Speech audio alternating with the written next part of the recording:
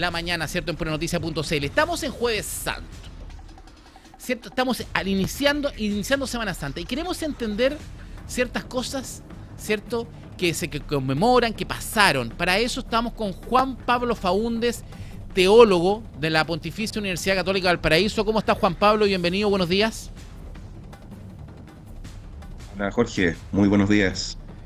Juan Pablo, Semana Santa, a veces nosotros poco conocemos, poco entendemos y muchas veces poco logramos realmente remontarnos a esa época, ¿cierto? Cuando Jesús entra en un burro, ¿cierto? Un día, el inicio de Semana Santa, que es el famoso Domingo de Ramos, ¿cierto? Minutos o semana antes de morir, de ser brutalmente azotado, brutalmente crucificado. Y la historia quizás nos entrega diferentes capítulos y nos va mostrando diferentes personajes. Primero, cierto, cuando Jesús le dice a su padre, ¿por qué me abandonas? La aparición de un Judas, la aparición de Pedro. ¿Quiénes son estos personajes? ¿Cuál es la importancia de los hechos que ocurrieron, cierto, hace tantos años atrás? Y cómo la historia hoy día, en esta realidad de hoy día, cómo la tenemos que ver, cómo la tenemos que contextualizar en esta Semana Santa. Bueno, interesante la pregunta. Estamos en una semana que, como bien decías, desde el día domingo de Ramos, que celebramos recientemente, a lo que va a empezar a acontecer desde la víspera de hoy día en la tarde, cuando comencemos con el llamado Tríduo Pascual, viernes, sábado, domingo, se dan probablemente las contradicciones más grandes que podemos reconocer en la experiencia humana. Teníamos a un Jesús que el día domingo Ese es anterior... un punto, las contradicciones más grandes de la experiencia humana. Ahí es donde quería apuntar. Porque el domingo de Ramos tenemos a un Jesús que es proclamado rey, proclamado con el grito que hacían los judíos, Hosana, Hosana, bendito el que viene en nombre del Señor. Exacto. Él entra triunfante en una borrica, que es un signo para los judíos de realeza. Andaban en una borrica no porque fueran más pobres, sino que porque era un signo de realeza, los que eran miembros del Sanedrín, o sea, el sumo sacerdote, etcétera, y Jesucristo entra proféticamente de esa forma y todos lo aclaman como el rey. Y al cabo de una semana ocurre la situación totalmente contraria. Es crucificado, ¿eh? Tratado como el más vil de los delincuentes, porque la crucifixión en esa época, si pudiéramos hacer un símil, era como una especie de silla eléctrica. Era la pena más vejatoria que podríamos establecer en el contexto de las sanciones romanas. Entonces se da esa gran contradicción, ¿no es cierto?, de exaltar a Jesús como rey y señor, y a la semana siguiente el pueblo está gritando, crucifícalo, crucifícalo. Obviamente que eso está dentro de lo que es un designio divino, ¿no es cierto? Fue profetizado eso durante muchos siglos anteriores, particularmente el profeta Isaías. Si uno lee los textos del profeta Isaías que se refieren a el momento de la entrada de Jesucristo en esta dimensión de dar la vida en la cruz por nosotros, es calcado el relato que va a ir haciendo este profeta respecto a lo que va a ocurrir con Jesucristo. Entonces, por eso las palabras, ¿no es cierto? Está todo cumplido al final. Padre, perdónalos porque no saben lo que hacen. O sea, el ser humano en ese momento entró en una suerte de obnubilación, de confusión, y sin tener idea de lo que estaban haciendo, de lo que estábamos haciendo, condenaron al Señor de la vida, precisamente. Ahora, lo que más cuesta entender muchas veces, y también sobre todo, hay alguna iglesia evangélica, yo no sé si estoy equivocado o no, pero hay algunas iglesias evangélicas, ponte tú, que ponen siempre la bandera de Israel. Y yo digo, a ver, uno no está equivocado o no, pero fueron los judíos los que de una u otra manera crucificaron a Cristo. Fueron los judíos los que no le creyeron a Cristo cuando Él dice, yo soy el Hijo de Dios. Fueron los propios judíos que no le creyeron y ellos terminan crucificándolo. ¿Es así o no? Sí, pero ahí hay que hacer una interpretación que es mucho más extensa, ¿eh? Porque de alguna manera, y eso lo ha reconocido la Iglesia Católica también desde siempre, se da el contexto sociocultural e histórico de que Jesucristo es efectivamente un judío, es un rabí judío que iba a celebrar precisamente, y para eso envía a preparar el lugar de la cena, ¿no es cierto?, del Pesaj, de la Pascua. Es un judío que va a celebrar todo el ritual propio de esta semana para los judíos, y lo que ocurre es que precisamente él le va a dar un nuevo sentido, ¿ah? Porque ese pan que parte Jesús ese vino que reparte también entre los discípulos, dice, ya no será este pan que recuerda la salida de la esclavitud de Egipto, sino que será mi cuerpo que se entrega por ustedes, y esta, ¿no es cierto?, ya no va a ser el vino de la alegría, de la libertad, sino que va a ser el vino que consagra y conmemora mi resurrección. Entonces hay que entender esto en un contexto judío, pero la Iglesia, como decía desde un principio, ha entendido de que detrás de esta situación que hace que los judíos griten crucifícalo, en el fondo está la humanidad entera. Somos cada uno de nosotros los que a lo largo de la historia, con nuestros propios pecados, ¿no es cierto?, con nuestras propias rebeldías, somos los que de alguna manera nos hemos hecho uno con ese pueblo y hemos llevado a Jesucristo a la cruz, porque Jesucristo no entra en la cruz solamente para salvar a los judíos, sino que entra para salvar a toda la humanidad, ¿ya? Por lo tanto, como dice un salmo, ¿no es cierto?, mis pecados te han crucificado. O sea, cada uno de nosotros a lo largo de la historia, de alguna manera, hemos sido también destinatarios de esa acción salvífica de Jesucristo, que a través de la cruz nos entrega la salvación a nosotros también, ¿ya? Por lo tanto, el acto se ha hecho universal y transversal a lo largo de la historia. Estamos con Juan Pablo Faúndez, teólogo de la Pontificia Universidad Católica de Valparaíso.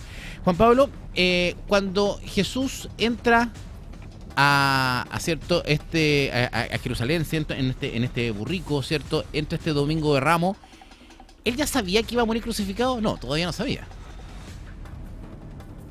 Bueno, ahí está esta dimensión que tiene Jesucristo, verdadero Dios, verdadero hombre, ¿no es cierto? Él ya tenía una cierta revelación, por eso cuando está próximo a iniciar toda esta etapa compleja de su vida, él tiene esa oración profunda, ¿no es cierto?, en el huerto de los olivos, donde está asumiendo esto que va a empezar a vivir, y lo está asumiendo, y de alguna manera, dice el relato, ¿no es cierto?, suda gotas de sangre, como signo de que hay una situación de angustia suprema en ese momento, porque él ya, como verdadero Dios, tenía conocimiento claro de la profecía, ¿no es cierto?, que implicaba el que él tenía que dar su vida por rescate de la humanidad.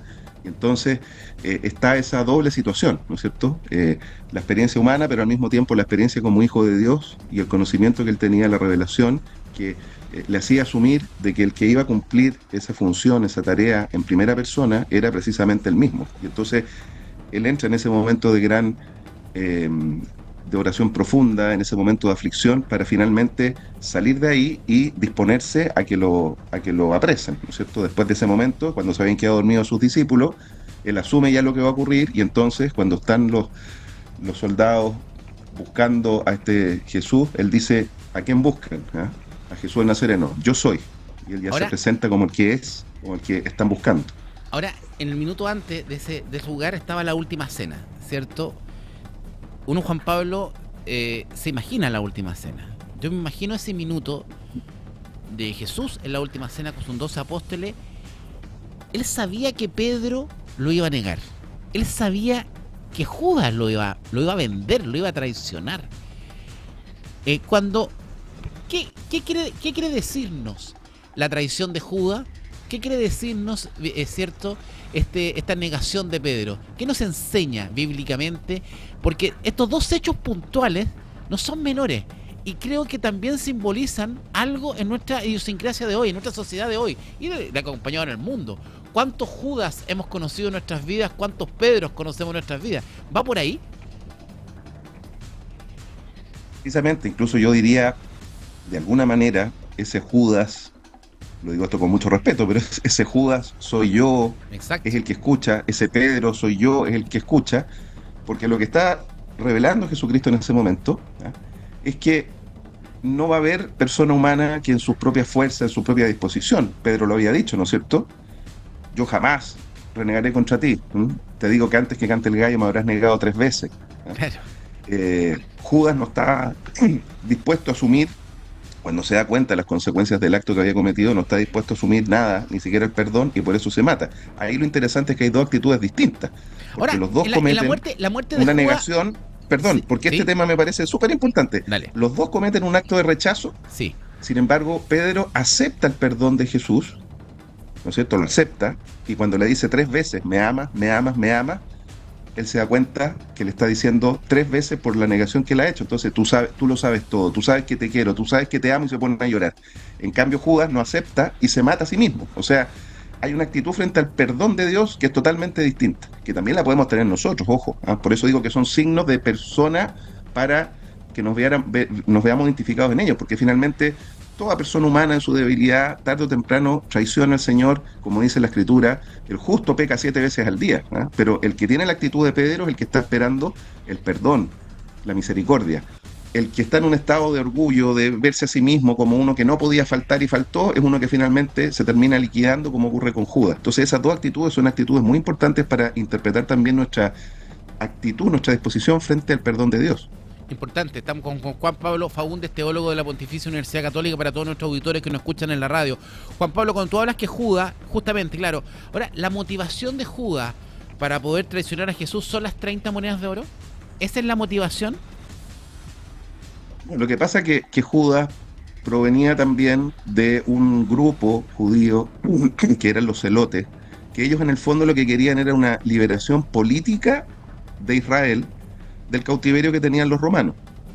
Entonces cuando Judas va comprendiendo que el mensaje de Jesús en la intimidad que iba teniendo con él como discípulo, como apóstol, ¿no es cierto?, va por otro lado, Judas empieza a dar cuenta que la manera como Jesucristo estaba planteando su mesianismo es muy distinto a la expectativa que él tenía, ¿ya? Porque él quería efectivamente una revuelta, una revolución política. Entonces pensaba que la manifestación de Jesús en algún momento iba a ser: aquí yo vengo a aclarar todo, vengo a hacer una liberación política temporal de Israel.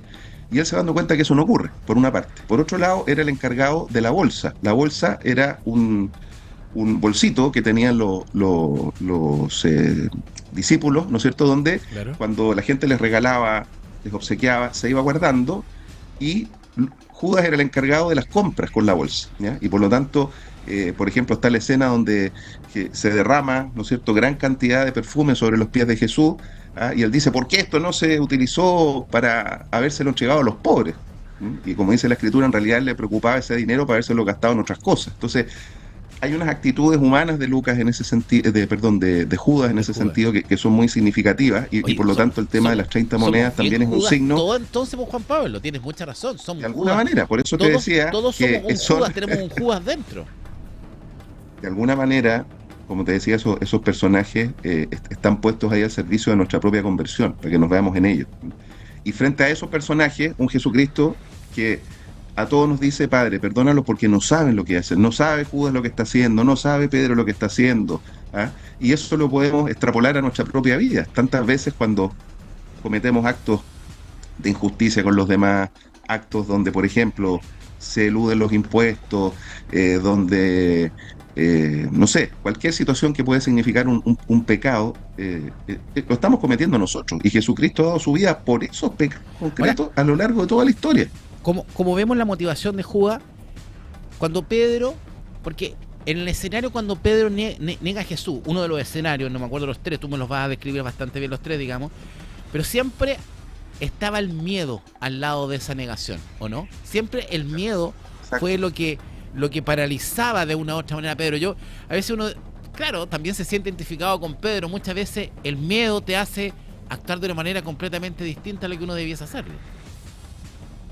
Exactamente, porque en eso se estaba viendo reflejado desde el punto de vista de la consecuencia que iba a tener al mirar incluso lo que está pasando con el maestro, ¿no es cierto? Si están haciendo esto con él, conmigo va igual o peor, ¿no es cierto? Y con los otros seguirá. Entonces todos se empiezan a dispersar, y ante el reconocimiento que van haciendo algunas personas que lo habían visto con el maestro, dicen: este también era uno de ellos.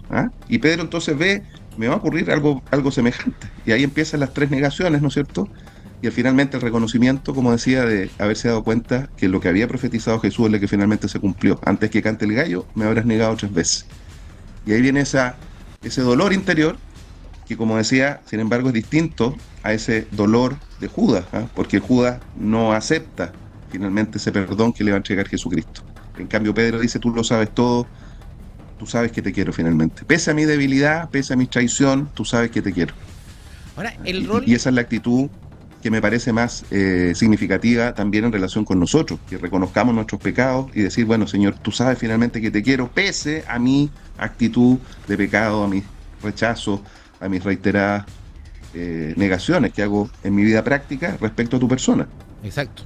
Ahora, Juan Pablo, cuando cuando llega el minuto, yo en algún minuto uno lo ve de diferentes aristas, el minuto de cuando Jesús resucita, ¿cierto? Cuando pasa este día domingo, pasa, quizás nos vamos a saltar el minuto más doloroso, ¿cierto? Cuando Jesús es azotado brutalmente, es crucificado.